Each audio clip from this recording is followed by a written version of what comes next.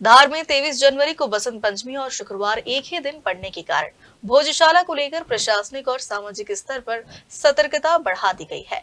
वहीं मामले को लेकर मध्य प्रदेश के पूर्व मुख्यमंत्री दिग्विजय सिंह सोशल मीडिया पर पोस्ट कर संयम बरतने की अपील की है।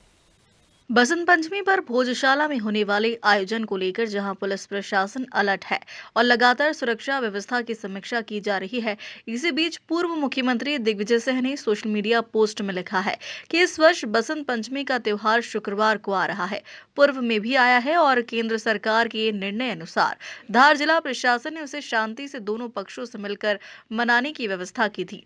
मैं प्रशासन व सरकार से यह कहना चाहूंगा कि एसआई द्वारा 2003, 2013 व 2016 में पहले ही अपने दिए गए आदेश में यह स्पष्ट कर चुका है कि जब भी कभी बसंत पंचमी का त्योहार और शुक्रवार की नमाज साथ में होती है, तो बसंत पंचमी की पूजा सूर्योदय से लेकर 1 तक और उसके बाद 3:30 बजे सूर्योदय तक की जाएगी और दोपहर 1 से 3 का समय शुक्रवार की नमाज अदा करने के लिए छोड़ा जाएगा।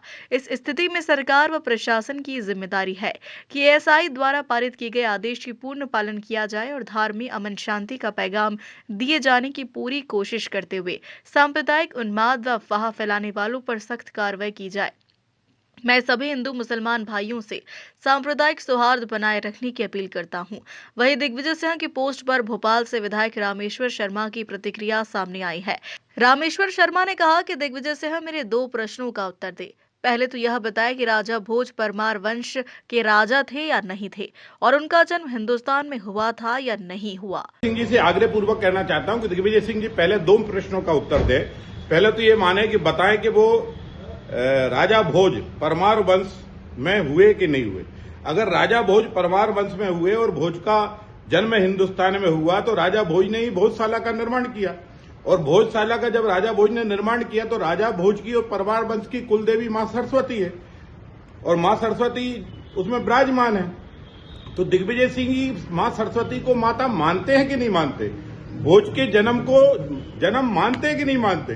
परमार वंश की कुलदेवी मानते हैं कि नहीं मानते? और जब अगर राजा भोज को भोज मानते हैं और परमार वंश को मानते हैं, परमार वंश की कुलदेवी मां सरस्वती को मानते हैं, तो दिग्विजय सिंह जी पूजा आपत्ति क्यों?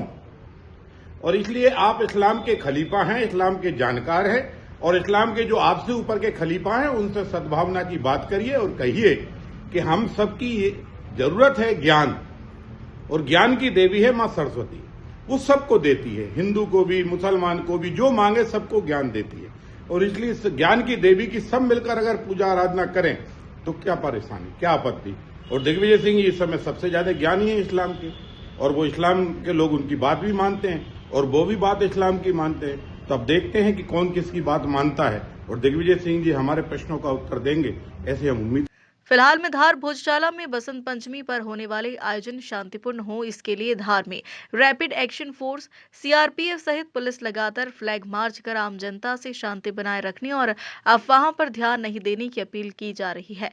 भोपाल से उमेश यादव की रिपोर्ट।